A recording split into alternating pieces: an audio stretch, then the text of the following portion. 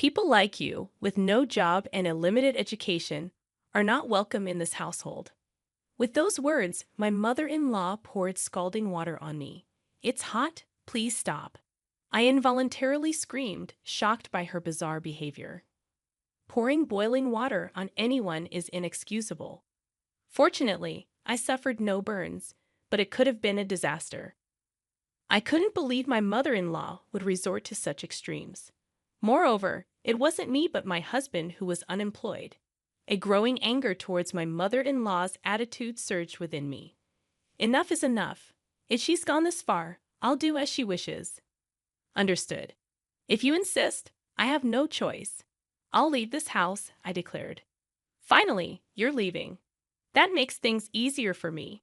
My mother-in-law expressed joy, far from being remorseful. I no longer wanted to stay in such a hostile environment. I promptly packed my things and returned to my parents' home. My mother-in-law didn't know that my husband, Raffle, was unemployed or that I had been supporting the household finances. In fact, since quitting my job, I had started trading stocks and was earning about $30,000 a month.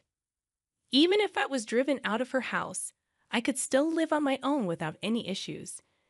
I wouldn't have any qualms being on my own. Even if she came to me in tears, struggling with living expenses, I would never lend a hand. She should regret kicking me out like this. I had married Raphael about 2 years ago. We were from the same university and had been dating since then.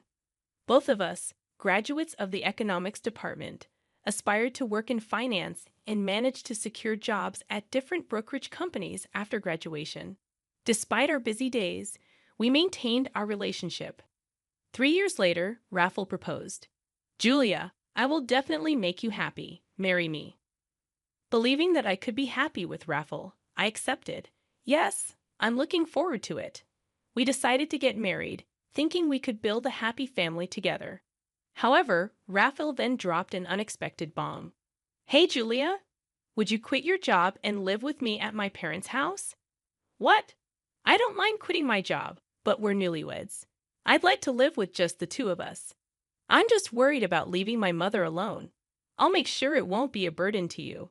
Raphael's father had passed away when he was in middle school, and since then he had lived with his mother.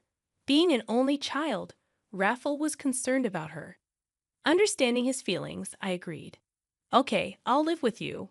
2 weeks later, we moved into Raphael's family home.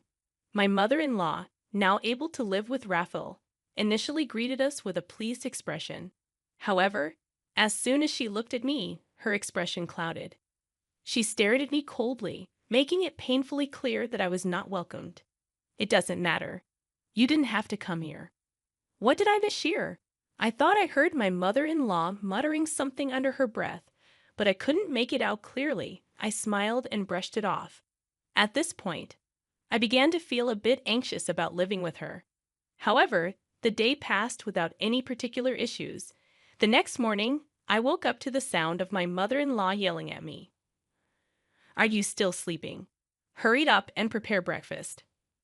When I looked at the clock by my bed, it was still before dawn, around 4:00 a.m., and it was still dark outside. I was surprised that she would demand breakfast so early. Why so early?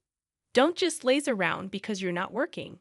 My mother-in-law scolded me, still groggy from sleep. I thought it was way too early in the morning, but I couldn't argue back and started preparing breakfast. Even while preparing breakfast, my mother-in-law kept berating me. Hurry up! Why does it take you so long? You're so slow. After 30 minutes, breakfast was finally ready. I'm sorry for making you wait. You finally finished. Can't you make it faster? My mother-in-law complained again. I wanted to retort that it was physically impossible to do it any faster, but I just smiled and shrugged it off. What is this? This soup is too salty. What is it? I don't think it's that salty. What are you saying? There's something wrong with my taste? Are you trying to kill me quickly by feeding me such salty meals? I never thought or intended such a thing. What is she talking about, and why is she so harsh on me? Curious, I mustered the courage to ask my mother-in-law. Why are you so harsh on me? What are you talking about? I don't think I'm being harsh. Or are you trying to make me the bad guy? No, that's not what I mean. I was overwhelmed by my mother-in-law's pressure and couldn't talk back. Finish eating. Start cleaning. After that, there's laundry to do, so there's no time to rest. Since then, every day, I was continually harassed by my mother-in-law, wearing me down both mentally and physically.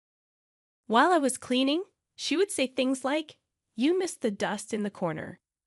When I was doing laundry, she'd complain, "There's still a stain." A month after starting to live with her, I felt like I was going to break. So I talked to Raphael about it. "It's about your mother. She's been saying mean things to me every day, and it's hard. Could you please tell her not to say such things?" But Raphael showed no reaction. I was momentarily irritated by Raphael's lack of response. But then I noticed something strange about him. He was pale, as if he had something important to say. "What's wrong? Did something happen?" When I asked, Raphael hesitantly began to speak. "Actually, I've been fired from the company." "What is this? Some kind of joke?" I was speechless, unable to comprehend. There was a downsizing at the company, and I got laid off, according to Raphael. Due to recent economic downturns, the company's profits had plummeted, leading to unavoidable large-scale layoffs.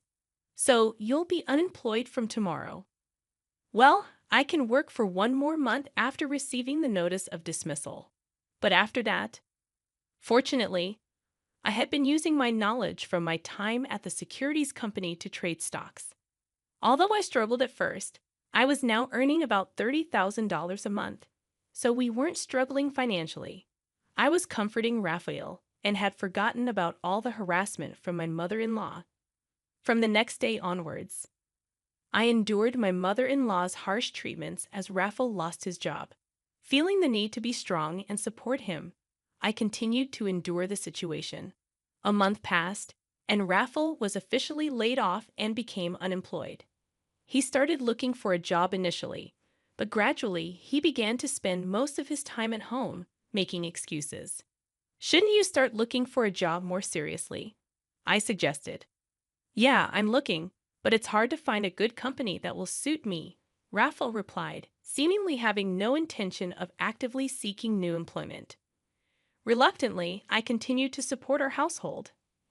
As time passed, the harassment from my mother-in-law intensified, and I grew increasingly exhausted. Initially, I thought I had to endure it because Raphael was unemployed, but I no longer felt that way. I spent my days feeling listless. One day, Raphael unusually went out in the morning. Perhaps he had finally started to seriously look for a job. After seeing him off, I started cleaning as usual. "Make sure it's clean.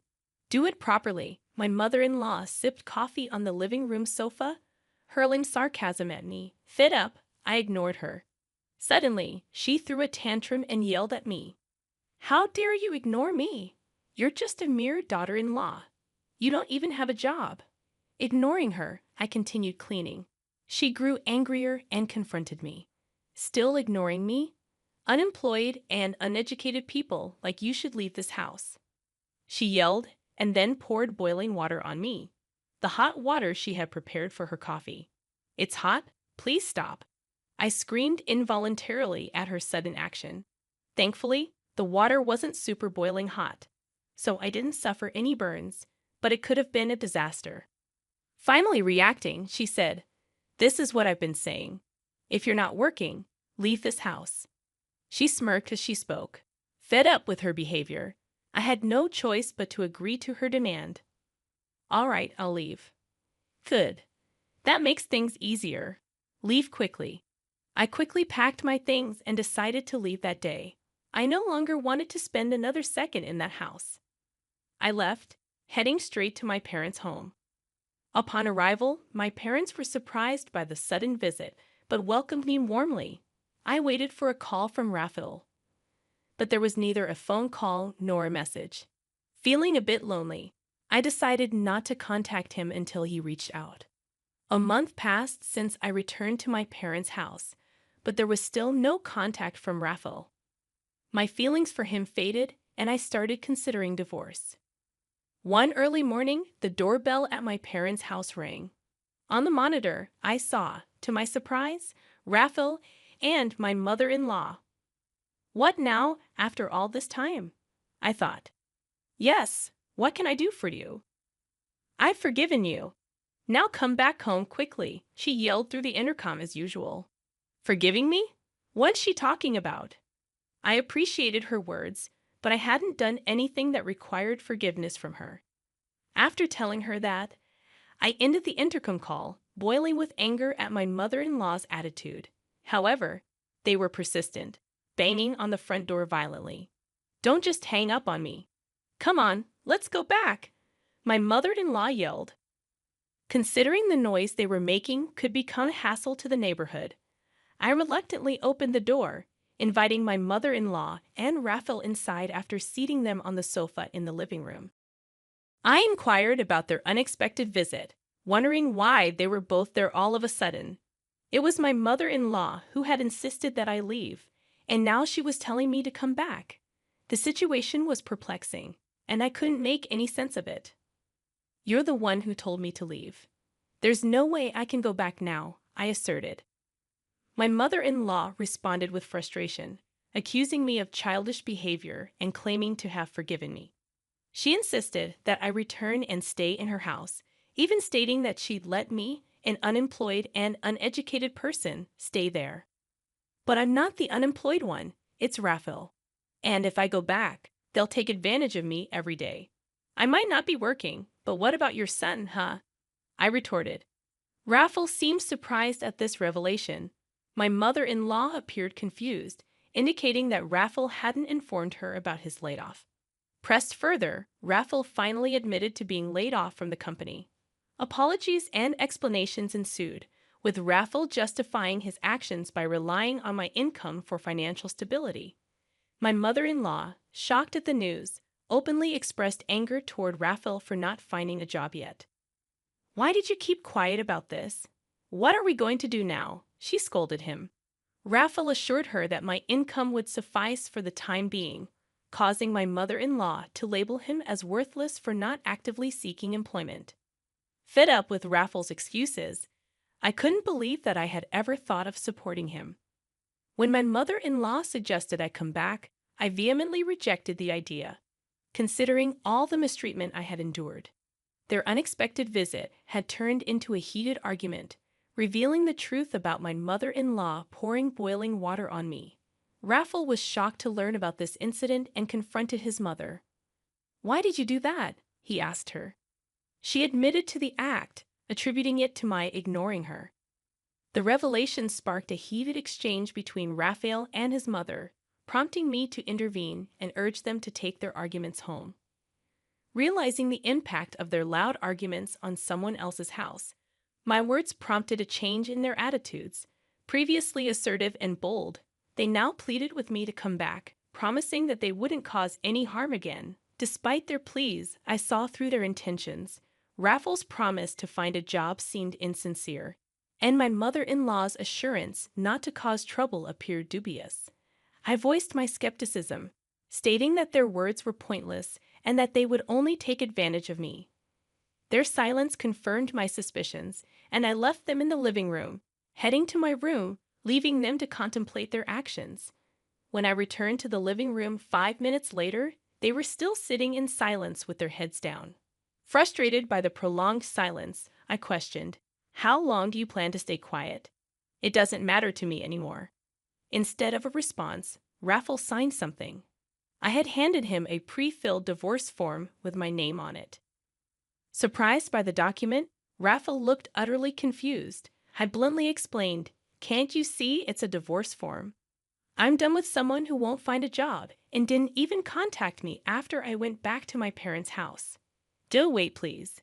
This is too sudden," Raphael protested. I found his stubbornness irritating, as he seemed oblivious to the fact that his actions were the root cause of our problems. Unmoved, I affirmed, "I've made up my mind. My decision to divorce you won't change, no matter what you say." Raphael, still in disbelief, questioned if divorce was too harsh. Coldly, I responded, "I don't think so. It's your fault."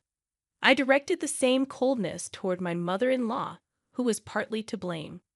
Resigned to the situation, Raffle signed the divorce form, warning me not to regret it. However, I felt a sense of relief and I asserted that the one who might regret it was Raphael. I'll submit the divorce form. I don't want any compensation. Just go home, I declared, finalizing my divorce from Raphael.